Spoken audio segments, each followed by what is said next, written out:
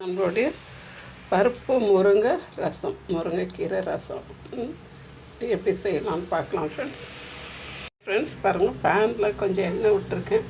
இந்த ரசத்துக்கு நம்ம மிளகு, சீரகம், பின்ன ஒரு பச்சை மிளகா, அடுத்தது ஒரு 2 பூண்டு தட்டி போட்டிருக்கேன். இதை இந்த எண்ணெயிலே கொஞ்சம் வதக்கி கொடுத்துக்கிடலாம்.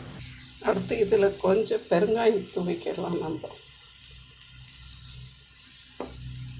அடுத்தது நல்லா ஒரு குச்சி பார்த்திங்கன்னா, குச்சியோடு நான் முருங்கைக்கீரை சேர்த்துருக்கேன்.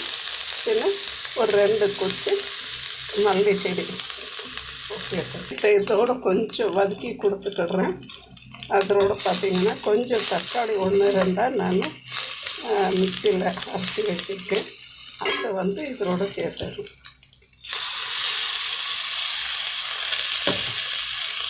இப்போ இந்த தக்காளி கீரை எல்லாம் கொஞ்சம் நல்லா வெந்து வரட்டும். நான் அடுத்தது இதுக்கு கொஞ்சம் தேவையான அளவுக்கு கல் உப்பு சேர்த்துடுறேன். இந்த சேம் டைம் கொஞ்சம் மஞ்சத்தூள் சேர்த்துக்கிடுறேன்.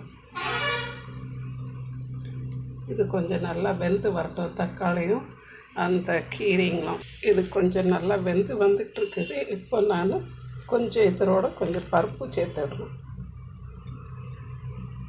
சேர்த்து கொஞ்சம் கொதிக்க விட்டுடலாம். இப்போ இது நல்லா வெந்து கொதித்து வந்துன்னு இருக்குது.